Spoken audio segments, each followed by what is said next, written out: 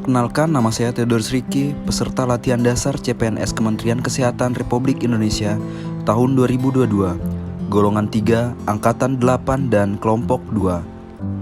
Sekarang bertugas sebagai perawat di Rumah Sakit Umum Pusat Nasional Dr. Cipto Mangunkusumo atau yang lebih dikenal dengan RSCM, merupakan rumah sakit tipe A dan rumah sakit pusat rujukan nasional di Indonesia. Berikut sejarah RSCM. RSUPN Dr. Cipto Mangunkusumo selalu berada di garda terdepan dalam proses pembangunan kesehatan bangsa Indonesia.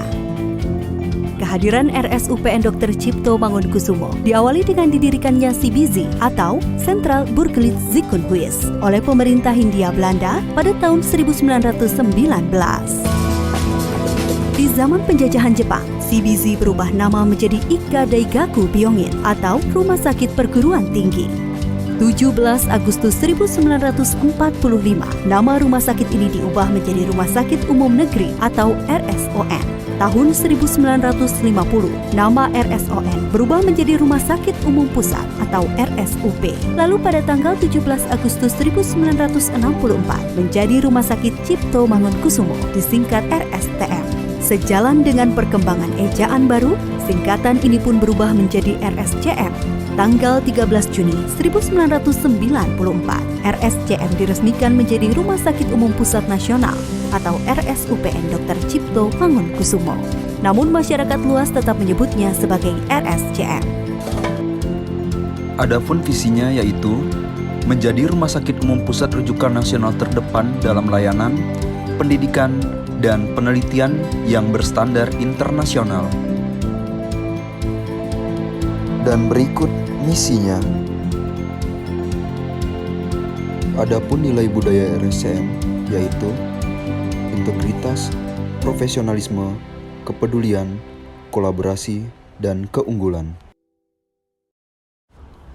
Jajaran direksi RSCM dengan direktur utama yaitu Dr. Lis Dina Liastuti dan 4 direktorat yang dipimpin masing-masing direktur bagian.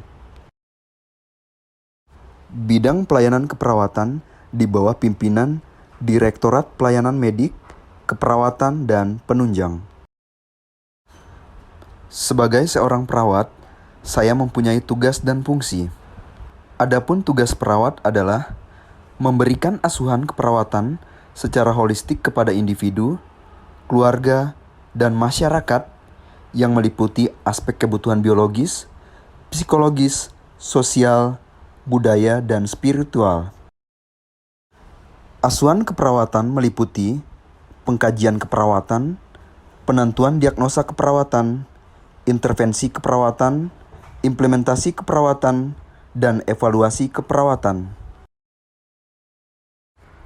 Adapun fungsi perawat adalah yang pertama, fungsi independen, yaitu fungsi mandiri dan tidak tergantung pada orang lain. Dalam menjalankan tugasnya, perawat bekerja secara sendiri dengan keputusan sendiri, seperti mengobservasi tanda-tanda vital. Yang kedua, fungsi dependen, yaitu fungsi perawat dalam melaksanakan kegiatannya atas atau instruksi dari perawat lain, seperti pendelegasian tugas seorang manajer kepada manajer ondati. Yang ketiga, fungsi interdependen, yaitu fungsi yang dilakukan dalam kelompok tim yang bersifat saling ketergantungan di antara satu dengan yang lain. Seperti menangani pasien yang menderita diabetes, perawat akan bekerja sama dengan ahli gizi dalam menentukan kebutuhan asupan makanan sang pasien. Visi Presiden dalam pembangunan SDM dengan percepatan peningkatan kualitas SDM aparatur. Ini dilakukan untuk membentuk generasi Smart ASN demi terwujudnya birokrasi kelas dunia. Smart ASN harus memiliki 8 karakteristik sebagai berikut, yaitu integritas, nasionalisme, profesionalisme, wawasan global, IT dan bahasa asing, hospitality, networking, dan entrepreneurship. Wujud nyata implementasi Smart ASN yang dapat diterapkan di instansi yaitu Yang pertama, mengoptimalkan penggunaan Electronic Health Record dan Hospital Inform System sebagai upaya mewujudkan Smart ASN yang menguasai penggunaan IT. Yang kedua, menerapkan 5S, senyum, salam, sapa, sopan, dan santun dalam pelayanan sebagai bentuk implementasi Smart ASN Hospitality.